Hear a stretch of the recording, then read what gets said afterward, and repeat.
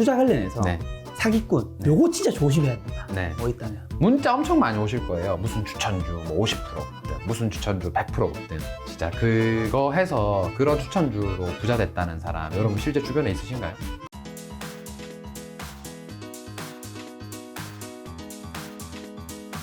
오늘 주제는 주식 투자 잘하는 방법 편입니다.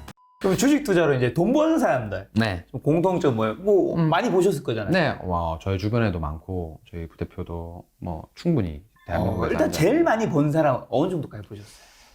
아, 저는 근데 그 부자들을 만나서 관계를 유지하는 것보다 부자가 되시려고 하시는 분들을 만나서 관계를 유지하는 편이 더 많기 때문에 그리고 도현 작가도 알다시피 제가 이렇게 개인적으로 사람이랑 깊은 연을 주는 거를 잘 못해요.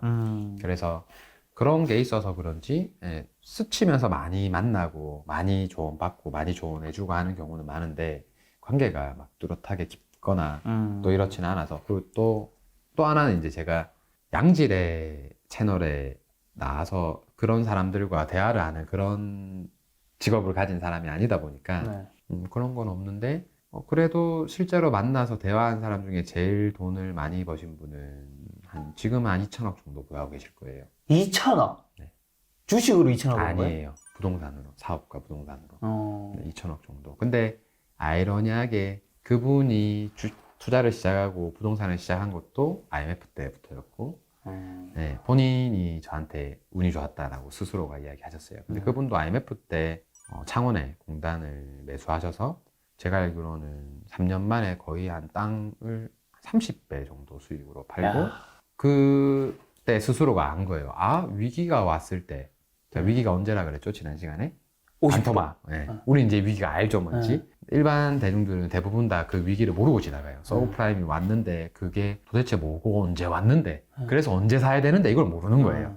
코로나가 터지고 나서 지금도 위기라고 생각하는 사람이 있어요. 지금 위기가 아니잖아요. 우리가 봤을 때는.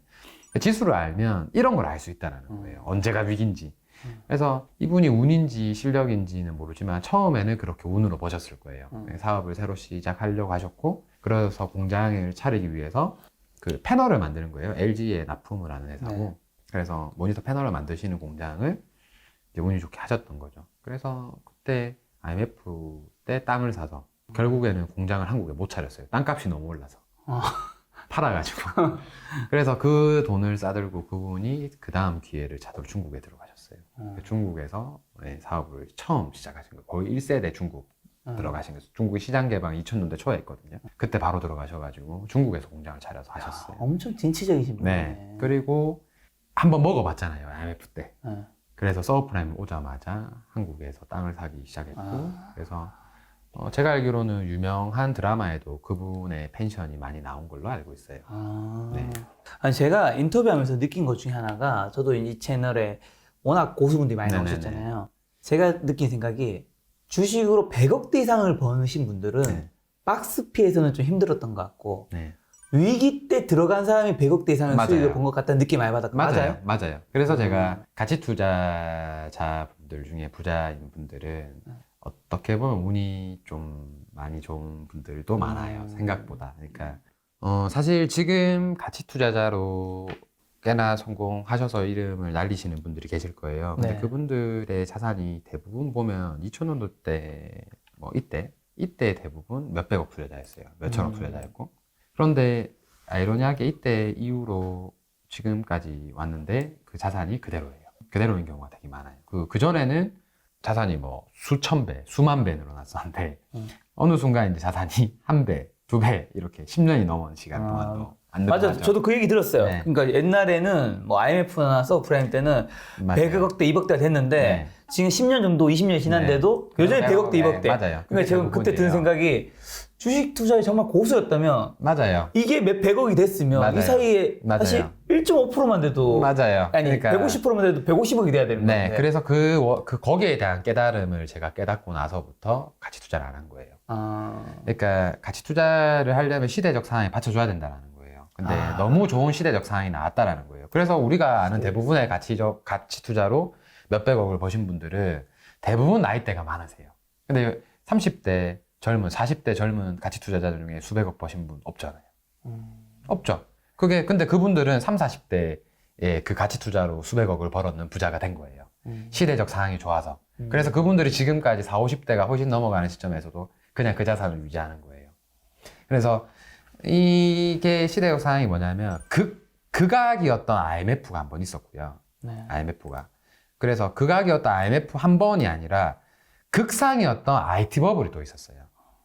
폭락을 해서 매수를 해서 엄청 급등을 해서 수익을 봤는데 IT 버블이 쌓여서 당시에는 주식시장에 주자, IT 아자만 들어가는 주식사도 계속 점상이었거든요. 그런 장까지 맞은 거예요. 그래서 10억으로 시작해서 운 좋아서 50억 만들었는데 50으로 IT 종목 한 20억치 사놓으니까 이게 200억이 된 거예요. 그래서 250억 같이 투자자. 이렇게 5년 만에 부자가 될 수 있었던 그리고 그런 시기가 왔었어요. 그런 시기였어요. 이 시기는.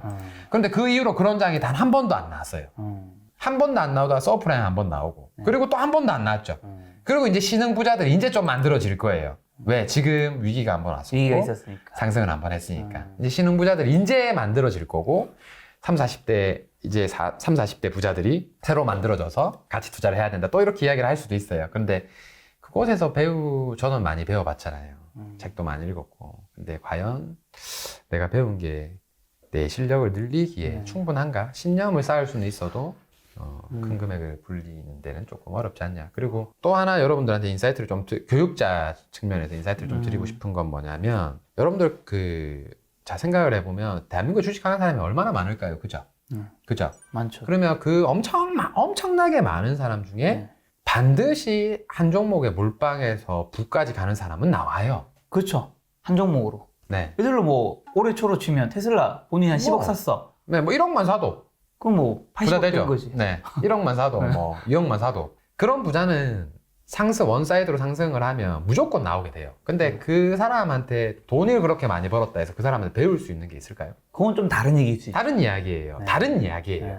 그래서 저는 그런 방법들로 부자가 된 사람들이 나처럼 하시면 부자 됩니다라는 말이 조금 합리적이지 못하다는 생각이 들어요. 위험할 수 있다. 네. 그리고 대부분 저한테 찾아와서 상담을 받으시는 분 중에 큰 돈을 잃으신 분들이 그런 분들한테 시장이 상승해서 돈을 많이 버신 분들한테 교육을 받았던 분들이더라고요. 대부분이 다. 그래서 그렇게 운으로 수익을 내서 교육을 하는 것 자체도 좀 문제가 있고 그런 것들이 나중에 대중들한테 영향을 좀 미친다라는 게 조금 불안하기도 해요. 그래서 저는 이렇게 원사이드한 게 시장이 오르면 조금 더 일반 사람들은 조금 더 경계해야 될 것 같아요. 전문가라는 사람들을. 저 역시도. 여러분들 저도 절대 믿어서는 안 되고 믿어야 될 건 누구밖에 없다? 자기밖에 없어요.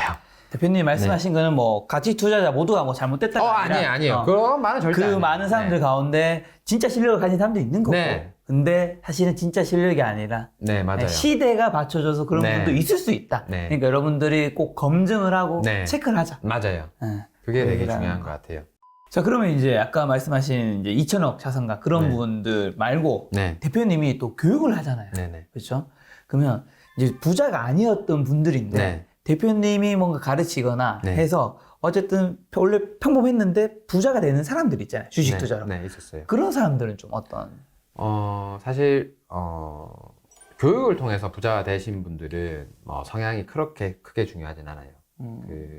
어떤 누군가에게 배워서 하나도 백지 상태에서 누군가한테 배워서 부자의 길까지 걸어가서 부자가 되는 사례에 있어서는 본인의 성향이 그렇게 티가 나진 않아요. 그런데 자신의 길을 걸어가면서 시나리오를 만들고 그래서 자신의 실력으로 부자가 되는 사람들의 공통적인 특징은 딱 하나인 것 같아요.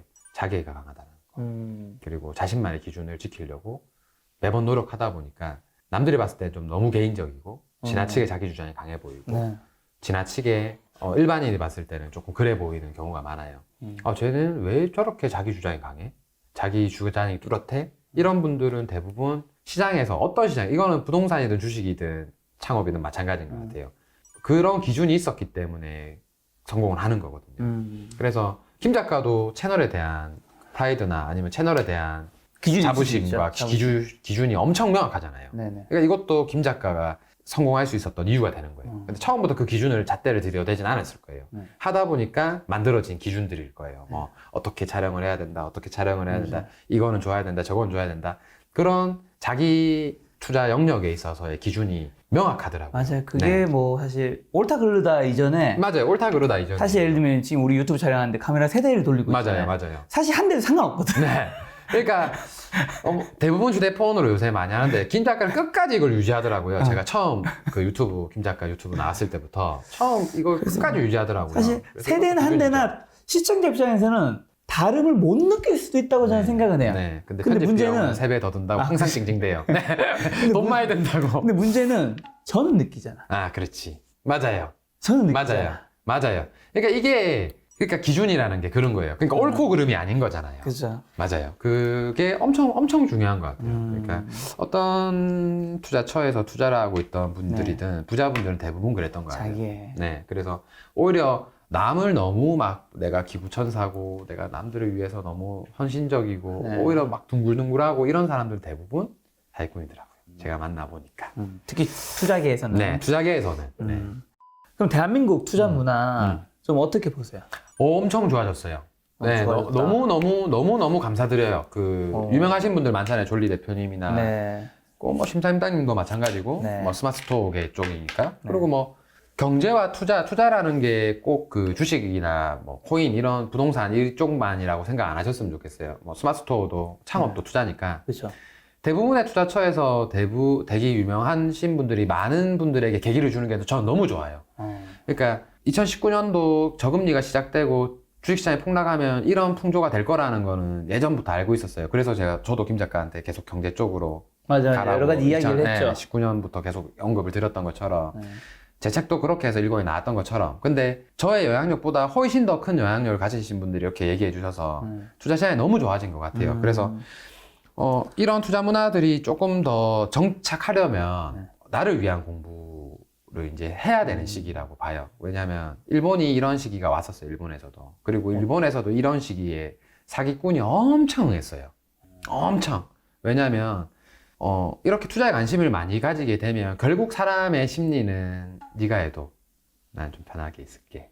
그렇죠. 물론 그렇죠. 추천주부터 시작해서 이런 시장일수록 훨씬 더 그런 사기꾼들이 많아져요. 그래서 그런 사기꾼들에게 안 당하기 위해서, 그리고 또 올바른 투자 문화가 정착되기 위해서는 남이 해주는 이야기보다는 본인 스스로가 본인 상황에 맞는 시나리오를 써가면서 그렇게 공부를 했으면 좋겠어요. 그래서 그런 거에 일조하고자. 대부분의 분들이 아마 계기는 많이 줄 건데 공부법에 대한 제시는 하는 분들이 없을 거예요, 아마. 그래서 그런 거를 조금 하고 싶어서 저도 제 사업을 시작하는 거고, 이렇게 촬영을 하고 있죠. 네, 촬영을 하고 있죠. 투자 관련해서 네. 사기꾼, 네. 요거 진짜 조심해야 된다. 네. 뭐 있다면? 우선은 온라인으로 활동하시는 분들 좀 조심하셔야 돼요.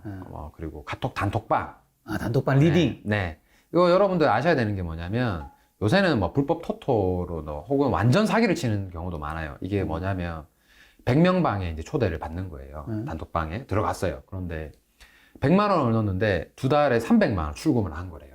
그 사람들이 막 무슨 대표님 감사합니다. 300만 원 출금 인증해요. 이런 사진이 막 올라오는 거예요. 맞아요. 본 것 같아 나도. 네, 막 올라오는 거예요. 그러니까 이게 진짠가 싶어서 이제 전화를 하는 거예요. 그러면 뭐 최초 투자금 뭐 500만 원이 필요합니다. 투자하세요.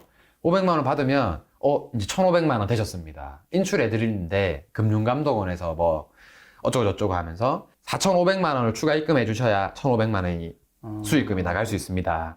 근데 주변에서는 단톡방 안에 있는 사람들은 막 그걸 다 인증하고 막 하니까 선수들이 깔려있구나 거기. 네, 다 바람잡이에요.